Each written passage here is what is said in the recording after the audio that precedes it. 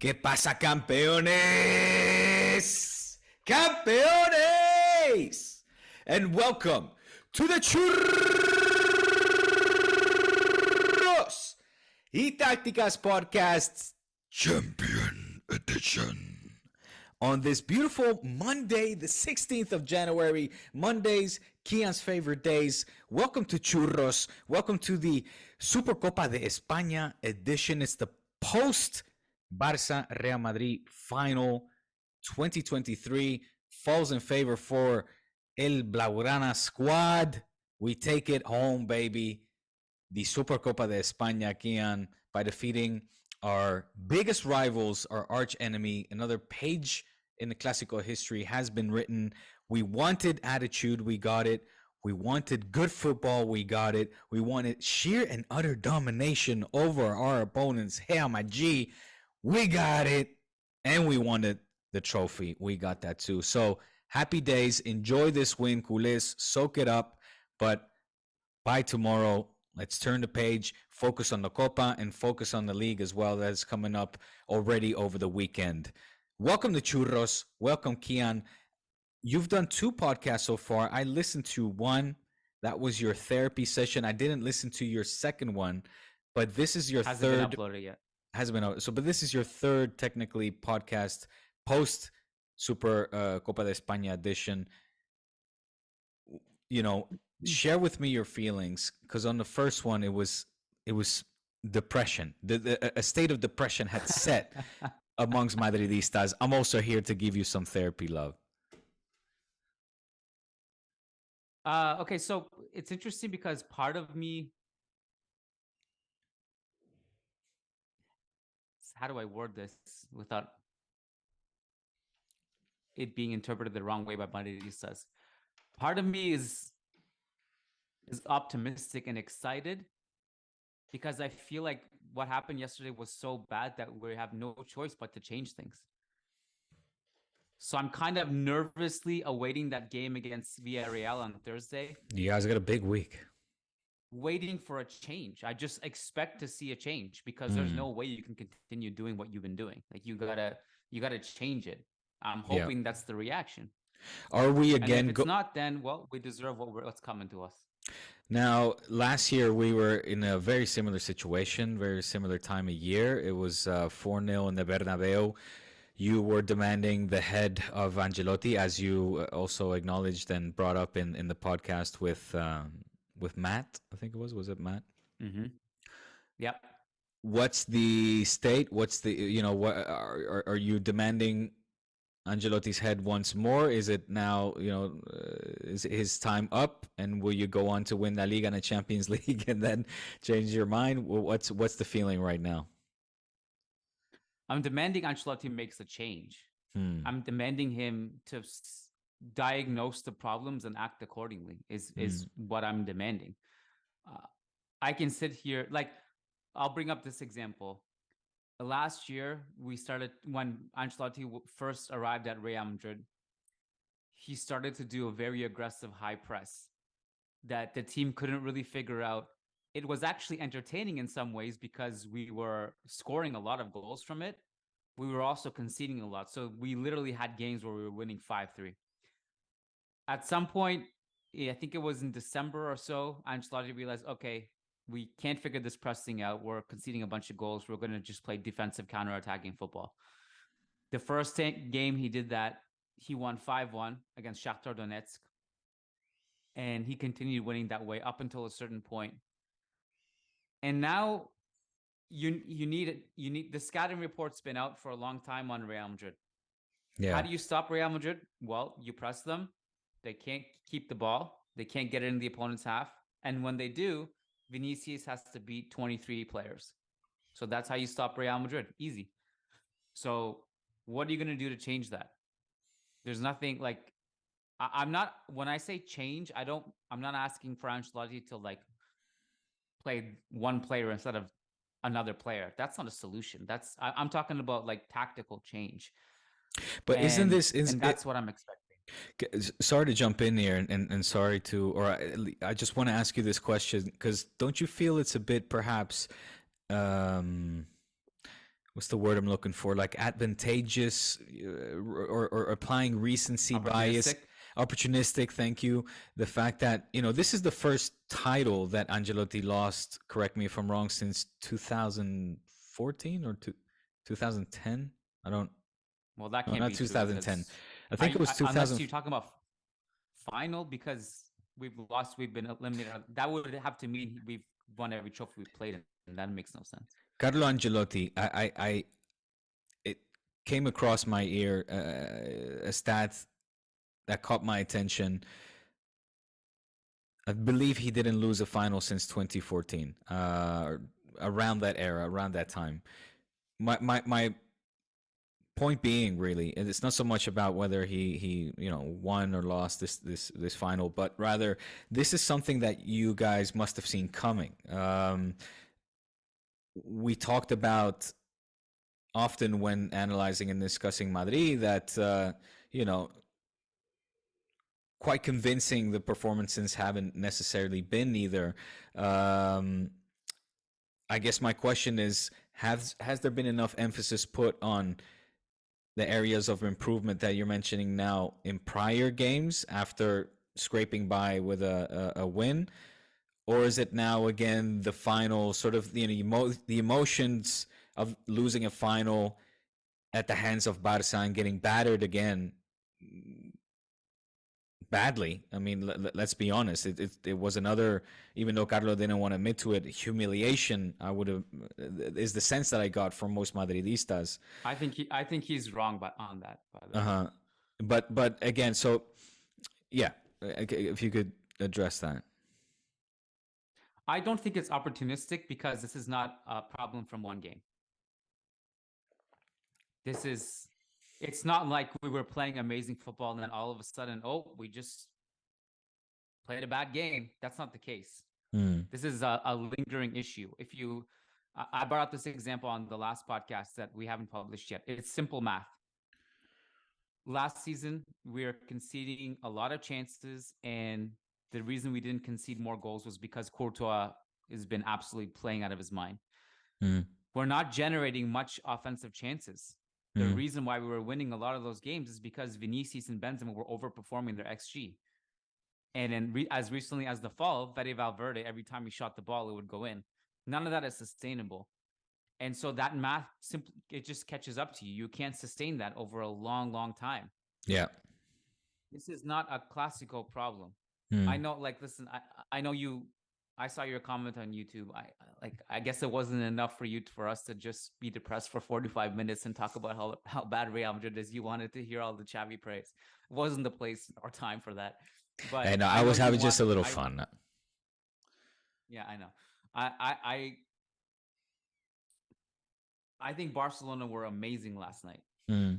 But I also think Real Madrid have been poor for a long time.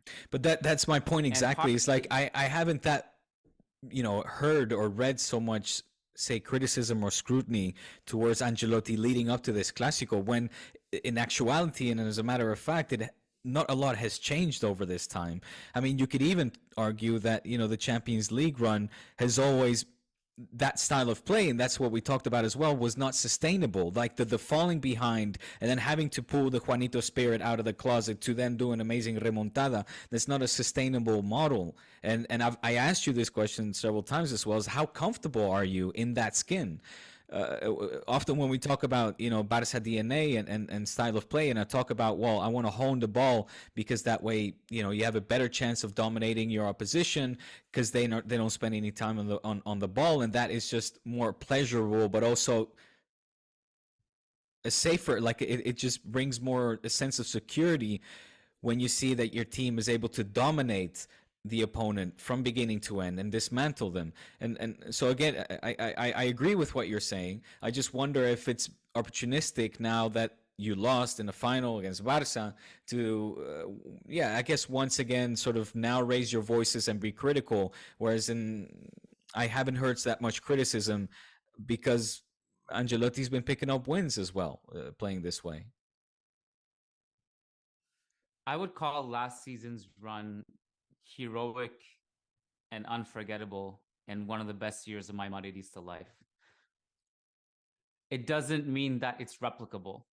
And I think that's part of the reason why it was heroic and unforgettable. And really, like, some of my best memories ever as a Madridista came in that Champions League run. I bet. But Ancelotti,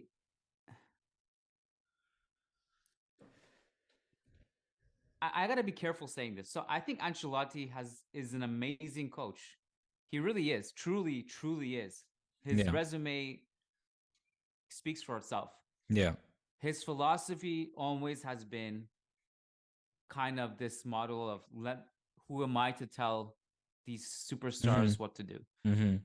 They must express themselves. Mm-hmm. So a lot of last season was we do our best not to concede, and we take advantage of the high lines in the Champions League and play the ball into space into Vinicius. The problem with that model in a lot of ways is that you're relying on these stars to be superhuman, which Vinicius and Benzema were last season. They were literally superhuman. So was Courtois. So my point is, now you have to take the reliance out of that. You have to put your players in a position to succeed. And I made this point to Lucas about an hour ago, is that Florentino has made all these claims in the media that, and he's right, that we can't compete with this money from all these teams. You're no longer going into these games with the de facto best player in the world. All these teams you go up against also have the best players in the world. So now you're relying on, like, okay, this is what the plan is. Let's just hope our stars are better than their stars. That's not sustainable. Now you're in position, you're signing on these young players, whether it's Camavinga or Endrick, who's coming in 2 years.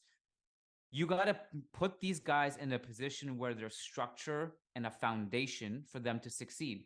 I was really disappointed the fact that we not only yanked Camavinga at halftime, but also then the media just went at him as if it's his fault. It's not his fault. Like, that's not... I'm not saying he was amazing yesterday against Barcelona, but I am saying I actually liked some of the stuff he was doing, and he was trying to get the ball out of pressure. He was trying to move us up the field. He's being scapegoated hard, yeah. Modric, who was really poor last night. Kroos had a really poor game in that anchor position, which is not his best position either. These guys were still on the field, and I got to wonder what Camavinga's feeling in a moment like that. You heard the podcast. You heard our disappointment in the lack of trust in the young players and the Castilla players that we would love to get incorporated if we're not going to sign anyone. But Kian, let's be honest. That's always been the case with Madrid. La Fábrica is a great footballing school that produces great talent, but Real Madrid do not know how to use that talent. They are not known for really a team that promotes the younger talent to the first team. There's more of an odd case than it is a regular thing, like at Barça, to draw on a comparison. And you'll know that better than me. Let me point out the fact, Diego, that the two famous times we were forced to promote our youth team. Yes. One was the Yeye era, which I understand. Well, the Quinta de Buitre, and in those, like, the Yeye era was a part of that was because the rules changed and we were basically not allowed to sign any foreign players. We had to have basically our whole squad be Spanish. We were forced to promote them. That was an entire dynasty with those guys. Quinta de Buitre was a situation where the club had zero money to spend, and Di Stefano had no choice but he was the coach at the time, but to promote all these young players, and that was a dynasty. I'm not saying that this current group of Castilla players is Quinta del Buitre. Far from it. They're very, very good players, very promising players who are doing some great things at that youth level. I just want players to... You can't convince me that Vinicius Tobias, who's our right back in Castilla, would have looked worse than Carvajal last night. I also am begging for hunger and fight. There was no... Did you at any point in that game feel threatened by Real Madrid? No. Like, I'm not even talking about the tactical aspect. I'm talking about the fight aspect. There was nothing. No response. Nothing. No response. Mm-hmm. And so it's the most comfortable Clásico that I can remember in a while. Even though the 4-0 was last season. But yeah, very comfortable. True. The the point I make about Castilla players too is that they might not be the greatest players, although I think they are very good, but there's a hunger and love for the club that they have to fight, to get on the field and just do something, put an effort out. We were just walking around, man. We were walking around. It was embarrassing. It's bad. Well, it was very enjoyable for the culés. I want to turn the Madridista page now, and let's start dedicating some time to my beloved Football Club Barcelona. This probably flew by. I don't expect you to, keep tabs on my Twitter, but there's a big reason why today's a day of celebration for me, because it's the first title in the Xavi era, of course. We beat Real Madrid. We did so in emphatic fashion. We did so in the final. Hopefully this can serve to catapult our season into a positive direction, and we finish off winning the league and anything else there is to win. But another reason I'm celebrating today, Kian, is I am literally, this is historic, 2 likes away from hitting the 5,000 likes on my tweet, which has gotten 331 retweets. 5,000? 5,000, bro. Literally, it's son. 4,400. Yeah, it's a shame. 4,000. I mean, 1 like away from the 5,000. This is by far my most successful tweet in the history of my fantastic Twitter career. Where normally I might get, I would say on average, I'll probably get like 3-4 likes. I tweeted out yesterday, literally, I tweeted out yesterday after the first goal, the 1-0, where them Gavi haters at. When I saw the game that Gavi was having, it quickly became apparent that between him and Pedri, we were going to have a special night.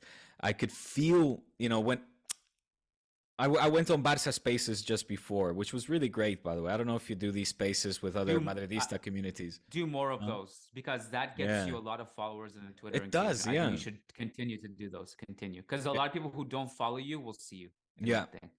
Yeah. So that was really fun with all these big Barça accounts, and I was talking to these guys, or we were, one of the points I was bringing up was, look, I want 2 things. 1, I want us, of course, to win this trophy and beat Real Madrid. But 2, I want to do it showing attitude, showing more hunger, more character, not dropping the shoulders, not backing down, because these are the champions of Europe, the champions of Spain, and, they're big household names, and they've won everything, and they got their bellies full. And even if we go down 1-0, I want to see Gavi attitude and that be contagious throughout the team.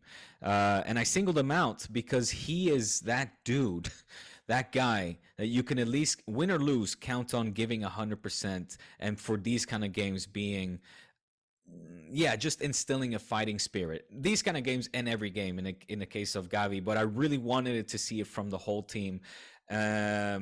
We did that. For me was a massively important sign to see that from these young guys as well. I mean, Gavi's fucking 18. He's a teenager. Pedri's only like a year and a half older. I'm not going to list them all, but this is the Baldes, the Ansus, even Ferran's, very young squad in their late teens, early 20s, that now, like, I don't want to have the excuse anymore that says they lack experience. Now's when these guys also have to start building that experience, and they do that through losses, which they have experienced, but now's the time to kind of start tasting a little bit of victory. And that's why it's really nice as well that we start with the least important cup, that in the rankings, of course, it ranks the least important, but that can serve as a way to sort of instill a winning mentality amongst these players, young and old, also the traumatized heavyweight dressing room heavyweights, but that the Gavis, let the Pedris see that their skills matches that or even outclasses that of the best out there, and that together they can, make magic happen. They can produce really, really, really good football. As Xavi said after the game, and he's reiterated this in multiple interviews, Pedri and Gavi were or are far better and far talented than Andres Iniesta and him ever were at the age of 18. And that's just a fact. And that's a scary fact, if anything. I tweeted out where them Gavi haters at. You know, we talked about it on the podcast as well. It obviously was aimed at Madridistas. It's fine. I like that there is this guy that you guys just can't stand. And I think that's good. I expect continued memes to come out whenever you guys can take the Mickey out of him, and then we can dish it back to you guys, and send out a tweet that has now become the most successful tweet in the history of my Twitter career. But even you, Kian, come on, at this point, the golden boy. There's no debate between Camavinga. Can I get you to admit that now? Camavinga hasn't been. I wouldn't say that at all. Camavinga has not produced and has not been as impactful as Gavi has been. Neither for club or national side. This is just, come on, Kian. At this point, the scale is tipping. No, I'm not saying with that. I'm not taking anything away from Gavi, but Camavinga literally helped Real Madrid win a Champions League title. Was the most important bench player in Europe last season. Bench player? You're talking a starter here. He had to play a World Cup. As a teenager, he played a World Cup final at left back and put in an amazing performance against Argentina. No, I don't agree with that. But I think Gavi was amazing, man. Like I'm not saying this to take anything away from Gavi. I think he was awesome last night. I think he's also one of those players you hate playing against and would love to have on the field for you. I think it was really good last night. It's an interesting comment that Xavi made about the talent thing. I don't know necessarily if talent is the right word, because Xavi and Iniesta are two of the most talented players in football history, at least midfielders. But yeah, they're certainly more "quote unquote" established than Xavi and Iniesta were at that age. That's not even up for debate. So, listen, man. What did you make of Gavi? Was awesome last night, and no doubt about it.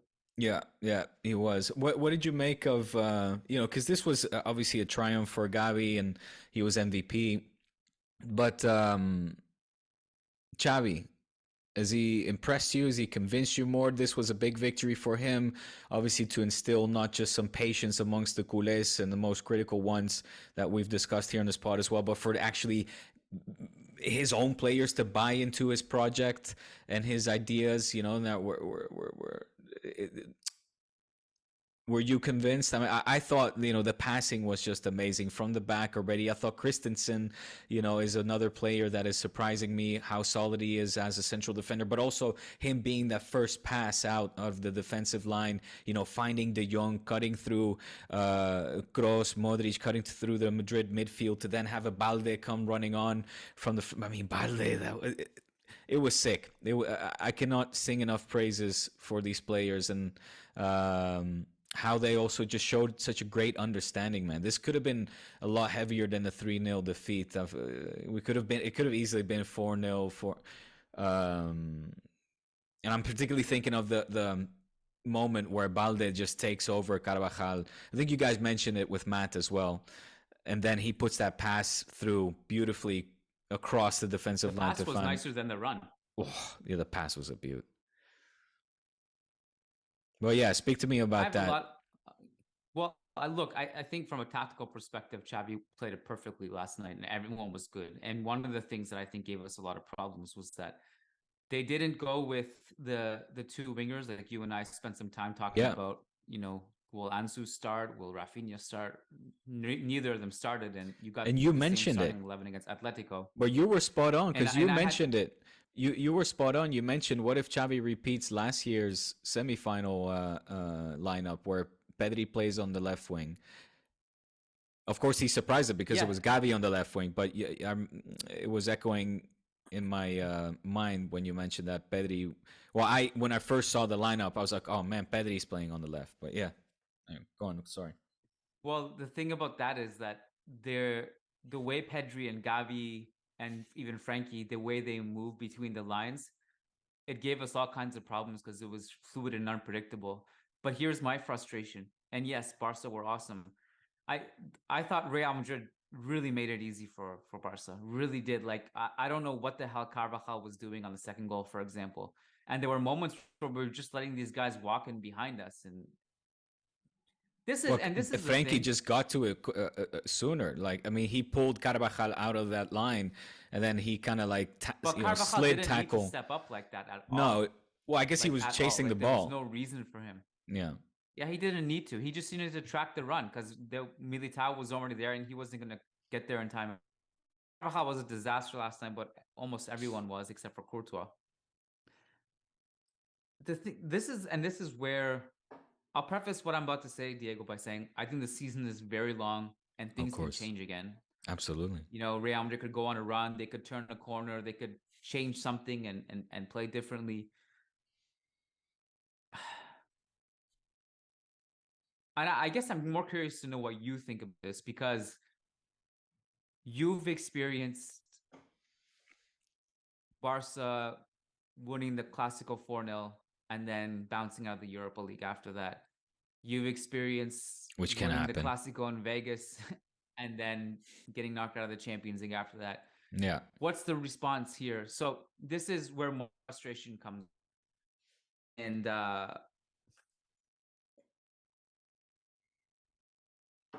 Real Madrid saw this Barca lineup because they did it against Atletico. Yeah, right. Atletico, who didn't even know this was coming, after 20 minutes, they were like, oh, hold on a second. This is what's happening? All right. They reacted. Changes. Atletico, of all team. Atletico, who, by the way, in the midst of all this, was absolutely brutal on the weekend, by the way, just drawing against Almeria. They figured it out. Win but the process was like, okay, they had an answer. Real Madrid, who knew that this was an option, had zero answer for any of this. So that was the source of frustration. And I guess my question to you is, I don't know if you, I'm sure you saw the Xavi quote of like, oh, if we can do this to Real Madrid, we can do this against everyone. Hold on.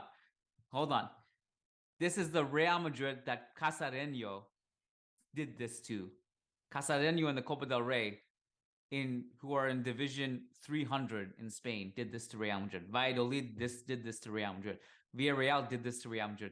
So part of it, when I saw your comment on YouTube, I kind of chuckled, even though I know you were being half serious.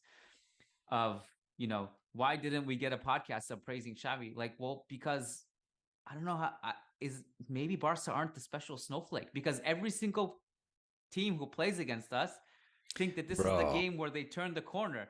Villarreal think this is the turning point. We beat Real Madrid. Valladolid, I know, but we only lost 2-1 against Real Madrid. And I just like, let's not. If you're a Barca, all I'm saying, if you're a Barca fan, you got to at least wonder, be like, okay, well, that Betis game and the Atletico game, that was 2 and 3 games ago. Can we sustain this against teams that are actually better than Real Madrid, who actually have a tactical philosophy?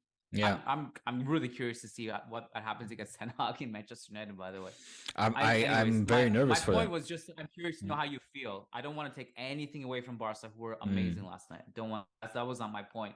But I guess if I'm a Barca fan, like, I've seen this movie in some ways.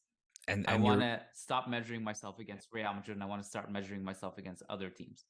Well, I mean, look, right, and you're right to bring it up, and as you said, we have seen this movie before that ended very badly, very recently for Barça. In fact, after the 4-0 in the Clásico, it was pretty much downhill from there, and that's despite the fact that, you know, in the Europa League we started that out with a bang with a 4-2 in overall. I think it was against Napoli, or 4-1. Over 2 games, and there was a string of 4-0s again. I think it was 4-0 against Valencia, then it was a 4-something against Villarreal. It might have been, then 4 obviously against Real Madrid. But yeah, at some point that mojo was gone, and we were all sort of left wondering, why is it that we saw great football being played to the point where even the players themselves were, you know, Piqué famously said, we're back, to then that just kind of dissipating and fading away.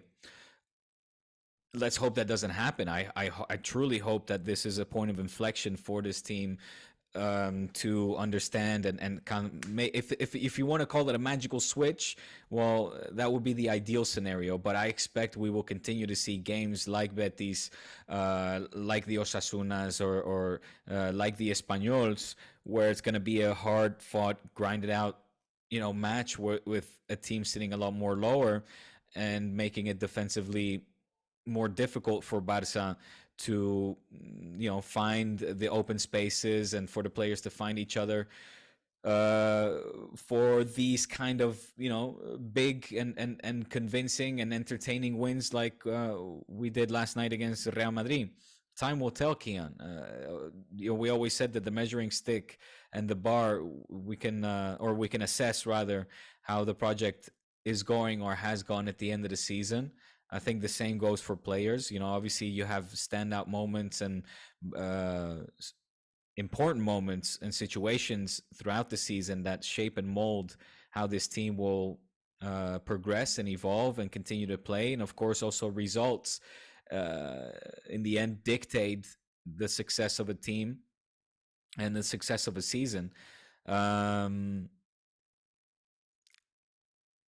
It's I mean, what do you want me to say? I'm cautiously optimistic, I guess, is my conclusion. Is I'm cautiously optimistic. I knowing that Man United are hitting the best form that we've seen from them all season. There's no doubt about it. And Ten Hag is clearly having an effect now. And this post Cristiano era is doing nothing but good to Man United, who now beat City over the weekend, controversially, but está plantando cara, right? They played well. They played well, and is standing in the way of the big great Pep. So we will see. I think it's still going to be a very entertaining game between these two sides. But yeah, we could crash out. I will say this though. I mean, right now, in terms of priority, for me is the league, and after that, for me would be the Europa League, Copa del Rey, and I think that's it, right? That's all that's up for grabs still. That's fair. It looked great last night, man. There's nothing I'll take away from Barca. I thought they were incredible. They really were. I think it could have been worse than 3-0. I'm just really disappointed in what we did against. I'm just really disappointed with our entire performance. I'm disappointed with the players. I'm disappointed with the coach. I'm disappointed with the president in a lot of ways because we keep complaining we're tired, but we didn't sign anyone. So what are we complaining about? And if we're complaining we're tired, why aren't you just using the young players? If you really believe the players are this tired, I'm just disappointed. I'm just tipping my hat to Barca, man. It was great. You guys were awesome. No questions about that. So who should have come out? What would have been your starting 11 and what would have been your 11 at halftime when he took off your boy Kama? Well, in hindsight, honestly, it is not a change in personnel is not going to change much here. Like, yeah, if you had a right back who is not a corpse, then maybe you don't get Balde sprinting past you, although Balde probably does anyway because he's so fast. But at least maybe you get someone fighting to not make sure that doesn't happen. So yeah, there are definitely changes in personnel that would have helped in some capacity. But what I think should have happened was you bring the game to Barca a little bit. Don't let them control the game the way they did. Would have been my solution, because if you're going to concede this many chances anyway, this is not even defensive football. Defensive football means that at least you don't concede this many chances. There was just defensive football without the defense part is a bad omen, because you're not creating any chances. So I would have brought the line higher. I've said this so many times in the past that Ter Stegen, as good as he is on the ball, has given the ball away plenty of times when he's forced to make a pass and the team is being pressed. I would have brought the line higher up the pitch. I would have tried to make them more uncomfortable. So there are changes in personnel, sure, but I would have changed the playing style is what I would have really done. So really, Vinicius was on his own. So you're what we're saying is that Xavi outclassed or outsmarted Ancelotti on the day. You're pointing more the finger. No question about that. Right. No, but exactly. But you're pointing more the finger at the coach as you are at the players. Yeah, definitely. 100%. Yeah. Because what am I going to do? Just get mad at a player? I'm not saying the players were good. Far from it. So I don't want anyone to twist my words and say that the players were not at fault at all. But I'm just saying that we have to put these players in a position to succeed. Mm. They weren't last night. Like everyone got mad at Rudiger for his passing. Like, okay, so why is it the fact that no one can pass the ball here? Like, what? There's got to be something wrong. Why is it that when Rudiger pretty plays shocking. for Chelsea, well, yeah, Yeah.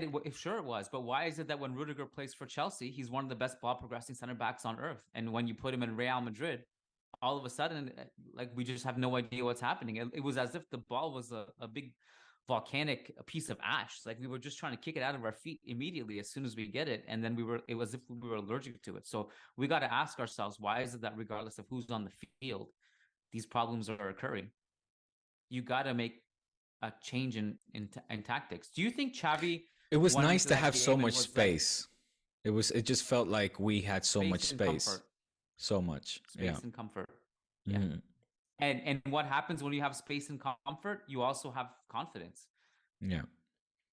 So while this is all happening and tactically there's a big gap, the Barcelona confidence is also increasing while Real Madrid's confidence is just decreasing. The morale is also widening. The gap of morale is widening at the same time. You got to put your players in a better situation. I'm sure you heard me say this, but I was disappointed with what Carlo said after the game too. Like, players made mistakes. Well, yeah, they did, but what did you do to put them in better positions so they can avoid those mistakes? So he pointed the finger at the players, huh? I didn't hear you say that. He didn't do it in a way where it's like it's the player's fault, but what he said was, he said that we were in the game until we started to give the ball away, which is a really bad diagnosis if you ask me of what happened last night. It's one of the things that happened, sure, but it's not. This is not like all of a sudden, if we make less mistakes, we're still losing that game. What did you make of the couple Busquets and De Jong? They were playing a lot off of each other. Yeah, it's not something that we see too much. Go on. The ball progression was fantastic. I mean, I think Frankie's.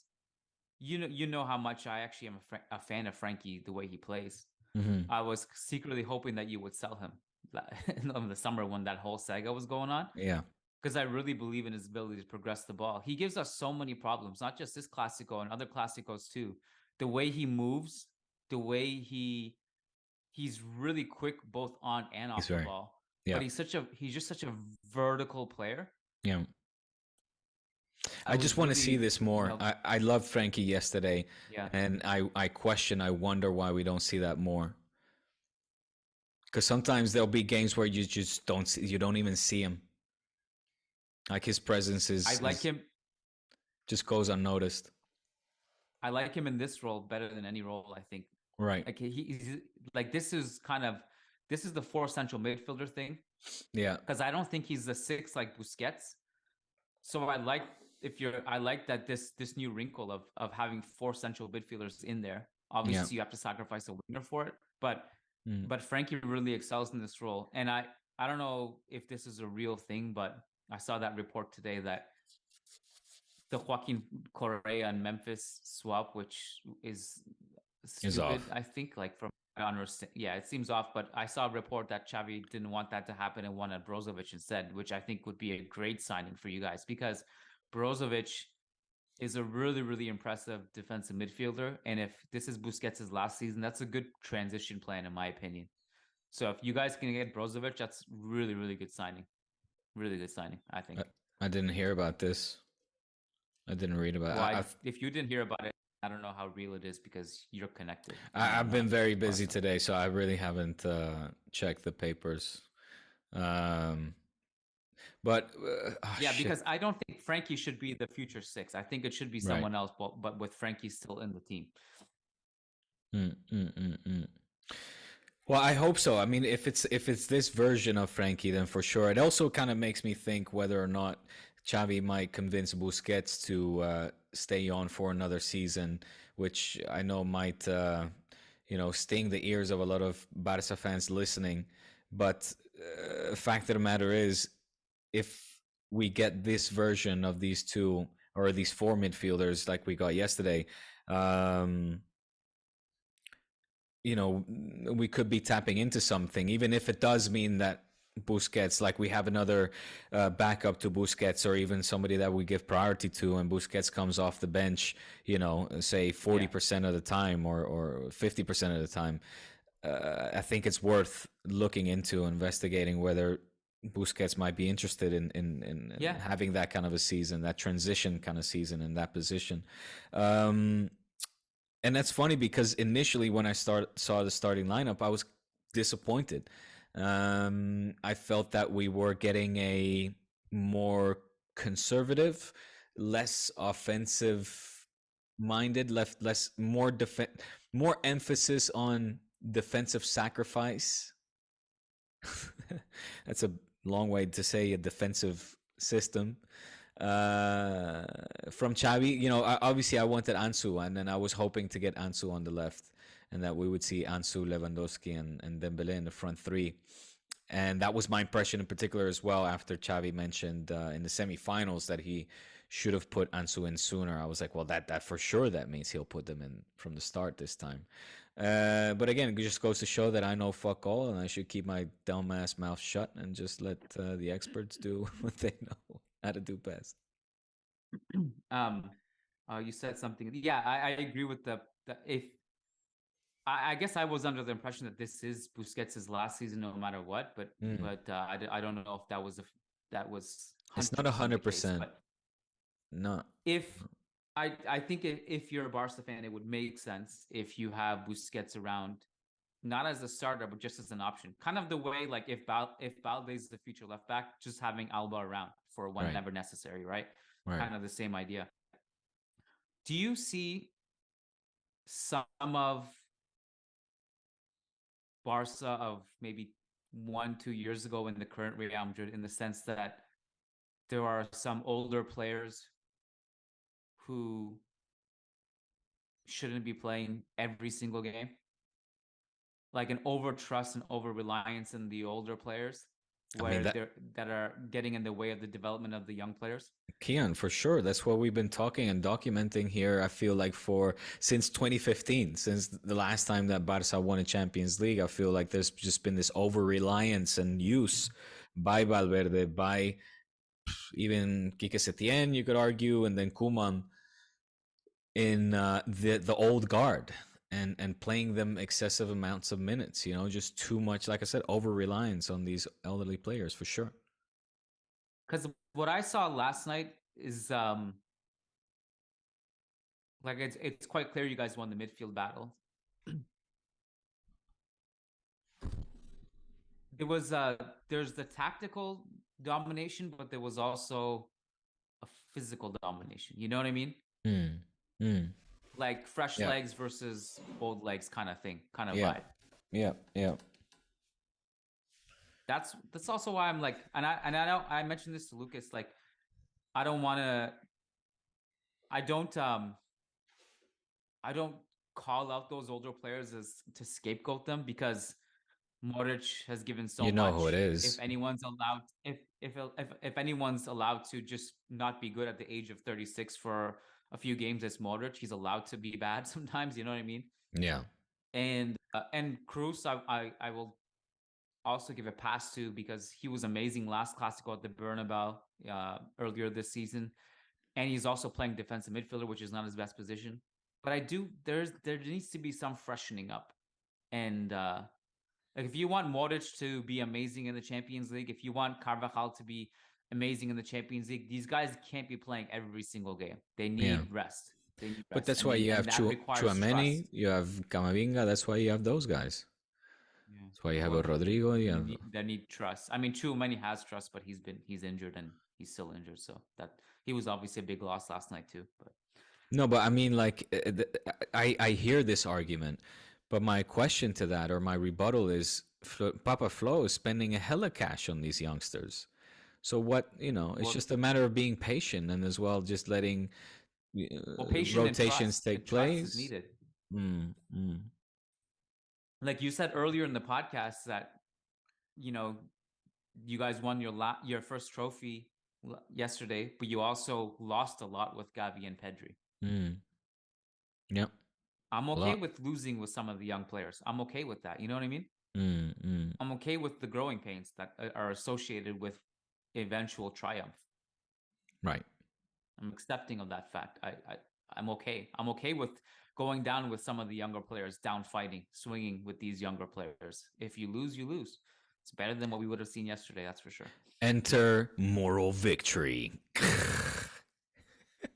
We did not have moral victory yesterday. No, of course not. But that's what I mean. Like these stepping stones, these milestones come through also moral victories and these kind of losses where you're like, okay, we lost, but it's not a humiliating loss. There's an improvement here. There's something in these youngsters. Let's keep going. Give it trust. Give the project some peace of mind, some tranquility, some time and patience, and keep building. One more thing, the mindset, I think, of both teams. There was a lot of talk of like, oh, well, Real Madrid wins finals. That's what they do. Yeah. I felt like even in the body language in the first half, it was so casual from us, like too casual. You know what I mean? To the point where it's like, oh, we'll figure out a way. We win the finals. It was too casual. Not enough actually taking over the game. Even some of our passes, like even when we were making those mistakes, we were just so nonchalant with the ball. Like, you know what I mean? Yeah. There was no panic, but I don't say that in a good way. There was no urgency. No urgency and way too chill on the ball. Yeah. And this also points to the fact that right now Real Madrid are not in a good headspace at all. Leading up to this game and certainly not after this game. The thing is, the World Cup is not an excuse. I mean, you're talking, if you're comparing with Barça, the team with the most amount of players participating in the World Cup, and look at the physical difference. Yeah. Yeah, that I agree with that. The thing with Barça too is, like they had so many players in the World Cup. But let's bring up an example. Well, no, that is the example. You know, Barca can use that same excuse too, and they didn't need to talk about that excuse because they're playing better. So yeah. Well, let's see if this momentum keeps going, man. That's right now. That's it. Party's over.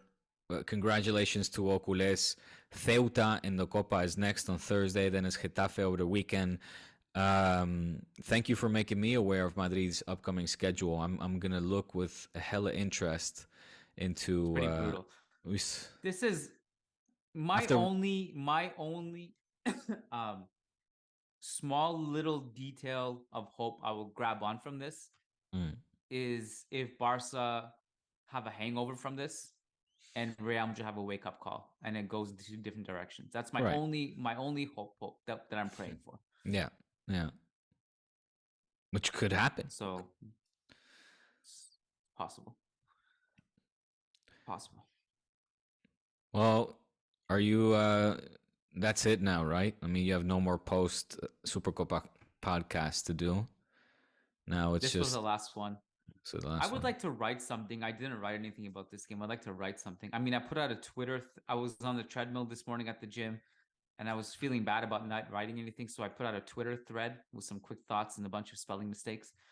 But I would like to write something if I have time later tonight, maybe, because if I wait till tomorrow, it's too late. But I might write something tonight. But yeah, I'm done with the pods.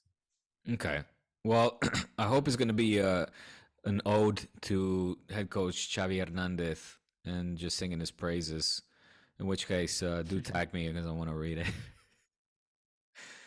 It won't happen. Hey, quickly before we leave, over the weekend I binged because my family, on the wife and kids. TV? Well, also, yeah, but on TV, wife and kiddos are with my in-laws. They come back tomorrow, so I had tons of time and I binged. I just devoured a docu-series that is just recently released this month, a couple days ago, 13th, on Apple TV. Highly recommended to all our dear listeners and Yukian as well and everybody around me. It's called Super League: The War for Football. Watch it. I would like to discuss it with you. I liked it so much, I want to watch it again. I've recommended to some of my close friends there, started watching it. They're like, this is fucking awesome.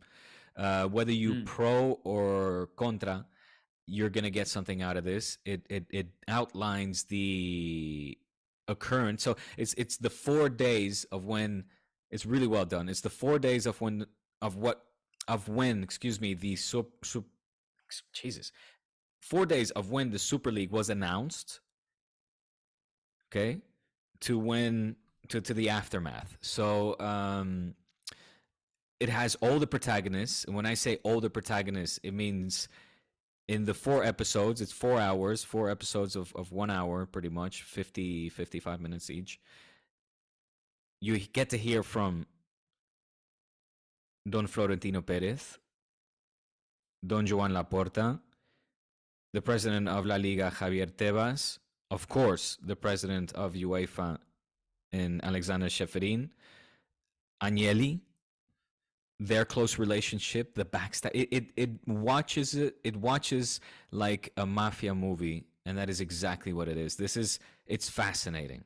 It is just fascinating to see what took place, the conversations, the backstabbing. Oh my God, Infantino gets into the mix. The only person we don't hear about that is not interviewed, but he submits a written statement. But he didn't want to be interviewed, and for good goddamn reason. No spoilers, but just watch it. The tons of all the owners, Al Khelaifi, the owners from Manchester City, the CEO of the Premier League, or the owners of Liverpool, Man United. They're all in this, being drilled and interviewed, and it's just fascinating. It's fantastic. And I will say this as well, it's just only like made me believe in my stance in that we need to create a super league if we want our beloved Real Madrid and Football Club Barcelona to continue to exist and compete with all of these new money clubs.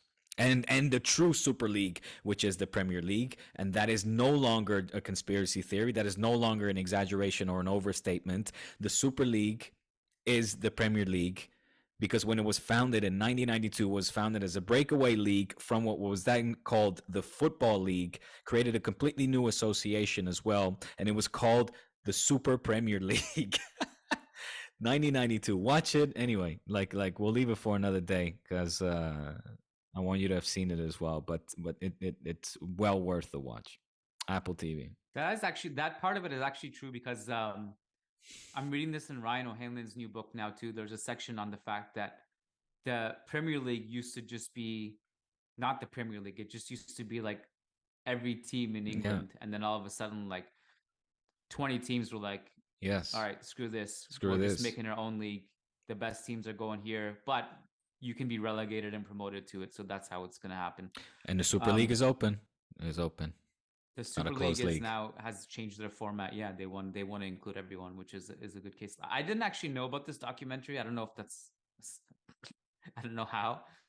See, because you just listed off like every important person, and they're all there. I did not even know this documentary exists. Yeah, I know. I came on it. I came by it out of coincidence, and it just started immediately. And it was just like a good book, when from page 1 it just sucks you in and you can't let it go. It was like that. I finished it in dos días, 2 days. And the great thing is, of course, you get to hear right from the sources, right? From the main protagonists.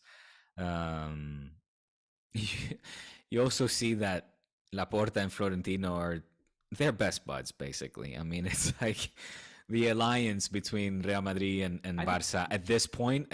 First of all, I don't think the relationship has ever been this good, and their common interest has never been so aligned to be like, we are in this together, because that's it. We're like the 2 last teams standing, with Juventus that obviously is going through their own problems now with the re-signing of Agnelli and him leaving the club after 99 years. 100 years. He completed the centenary.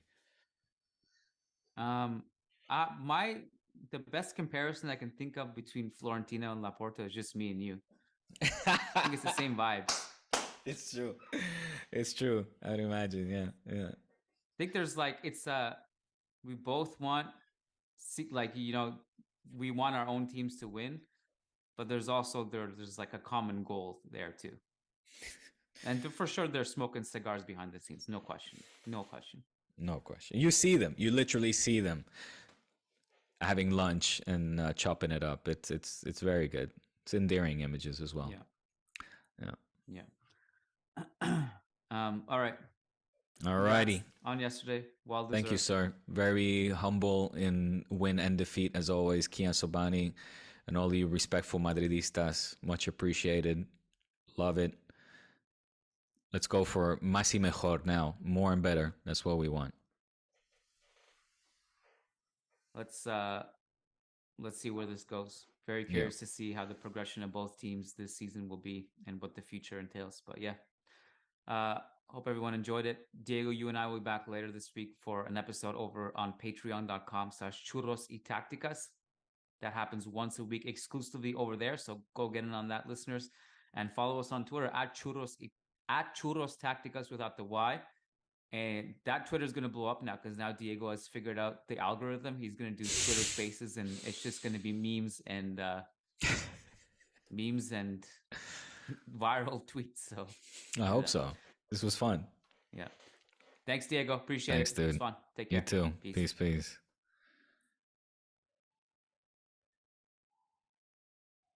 All right. I think no more pods until tomorrow. Wow. What am I going to do with my life?